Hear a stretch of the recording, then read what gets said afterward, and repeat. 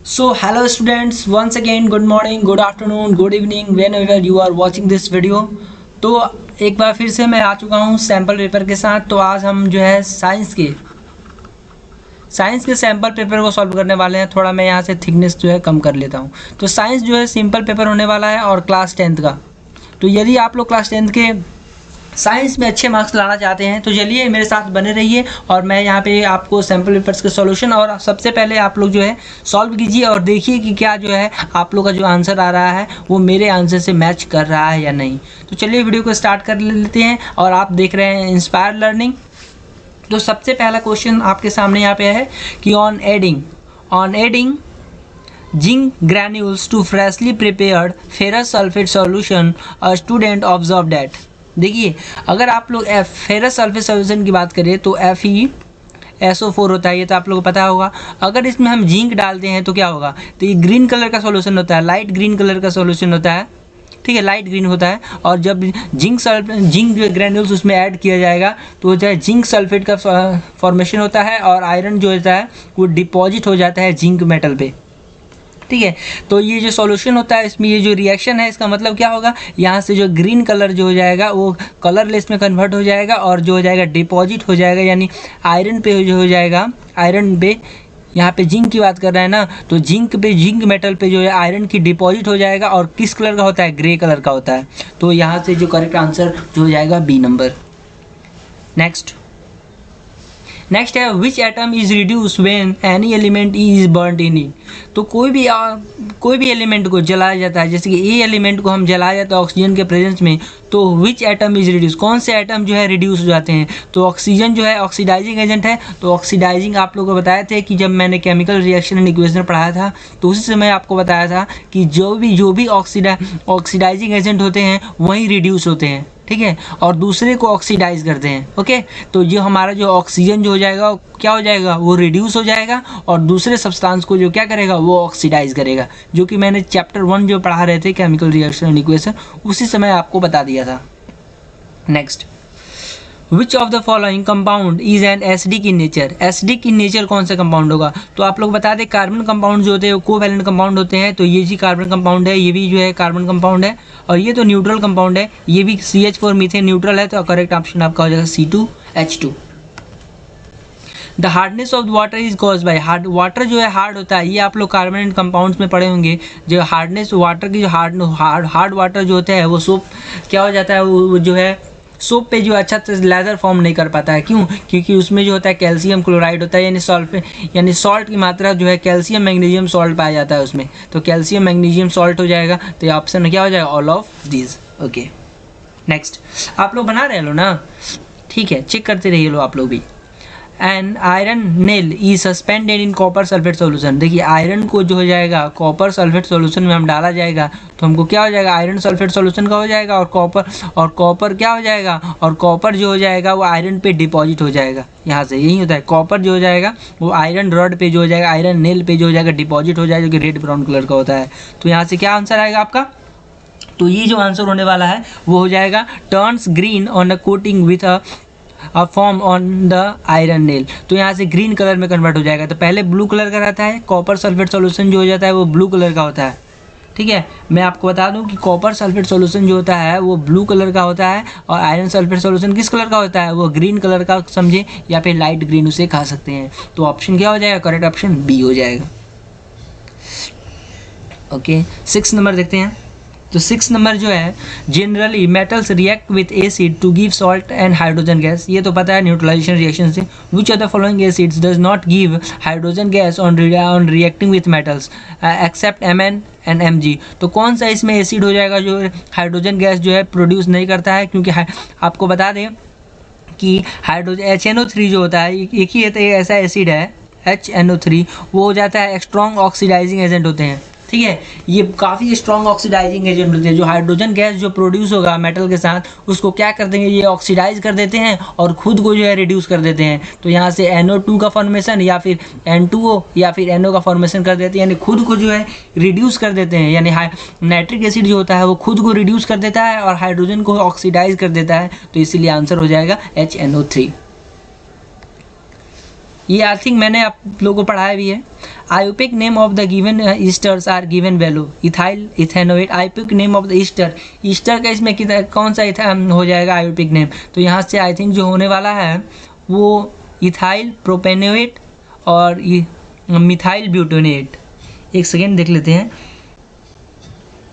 हाँ वही आंसर ही है, वही आंसर है।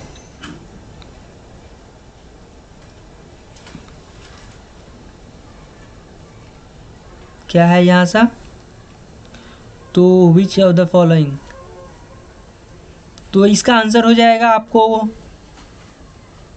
1 और 3। हाँ 1 और 3 होगा, यानी प्रोपाइल मेथेनोएट और ethyl butanoate. Okay yes, next. एक सेकेंड, 10 हाइड्रोजन एटम्स पर मॉलिक्यूल्स, 10 हाइड्रोजन, इसमें देखना होगा कि 10 हाइड्रोजन एटम्स किसके अंदर है, 10 हाइड्रोजन एटम। तो इथाइल प्रोपेनेट के पास है, उसके पास जो है कितने एटम्स है, वो 10, ठीक है 10 है। और प्रोपाइल ब्यूटेनेट के पास कितने हैं, 8। और मिथाइल ब्यूटेनेट के पास कितने हैं, 10। और इथाइल ब्यूटेनेट के पास है 12 है। इसलिए जो करेक्ट आंसर हो जाएगा, 10 पूछ रहा है ना, तो इसलिए करेक्ट आंसर हो जाएगा आपका 1 और 3। Okay next. Under the high power objective of a microscope an epidermal peel of a leaf shows, क्या होता है बताइए, तो क्या होता है इसका आंसर, आप लोग पढ़े होंगे लोग। तो इसका जो आंसर होता है वो क्या होता है, stomata surroundings by a pair of guard cells. तो stomata surrounding by a pair of guard cells. Okay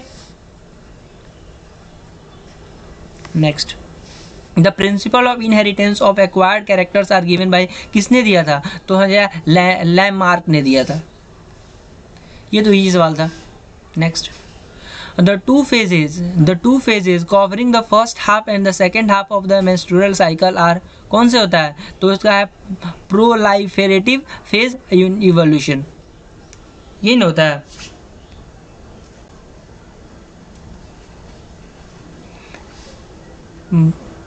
proliferative phase and evolution, proliferative phase and secretory phase, yes ये वाला आंसर हो जाएगा, करेक्ट आंसर डी हो जाएगा। Next. Father of human genetics, father किसे कहा जाता है, वो कहता है Gregor Mendel. Next.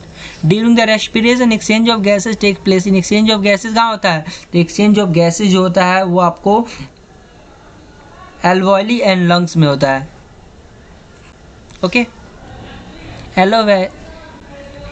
alveoli and lungs, correct option is A. और a current carrying conductor is kept along the axis of the circular loop current, the force exerted by the straight character on the loop is, तो अगर जब parallel होता है तो parallel हो जाएगा, तो 0 हो जाएगा यहाँ से। और क्या हो जाएगा, an electric kettle for and use 230 volt and power rating इतना for safe working the cable conducted, तो हो जाए P = VI होता है, तो हमारा I पूछा जा रहा है, तो I = क्या हो जाएगा, P/V, यानी P हो जाएगा 3000/230। इसको आप लोग सॉल्व कीजिएगा लो, तो आई थिंक जो हो जाएगा 1/4, यस 15 हो जाएगा इसका answer. Which of the following is a terrestrial ecosystem, terrestrial ecosystem कौन सा है, तो फॉरेस्ट है, ग्रासलैंड है और डिजर्ट्स है, तो A, C और D, करेक्ट ऑप्शन क्या हो जाएगा, A, C और D। Organism which synthesize carbohydrates from inorganic compound using the radiant energy are called, उसे क्या बोलते हैं, उसको हम लोग बोलते हैं लोग प्रोड्यूसर्स। अब देखिए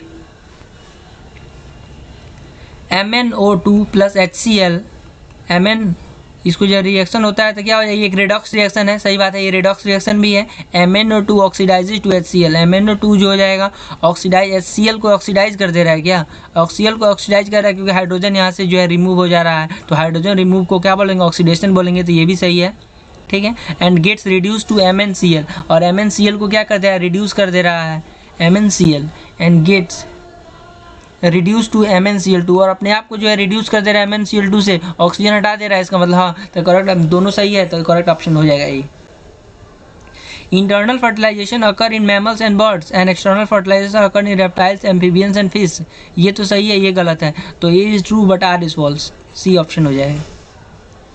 the the strength of magnetic field produce at the centre of the current carrying a circular wire increase on increasing the current flowing through, ये सही है, करंट बढ़ेगा सेंटर पे, और magnetic field line strength inversely proportional to the current flowing through, ये गलत है, inverse नहीं होता है, डायरेक्टली होता है। जितना ज़्यादा करंट दीजिएगा उतना ज़्यादा मैग्नेटिक फील्ड बढ़ेगा। तो क्या हो जाएगा,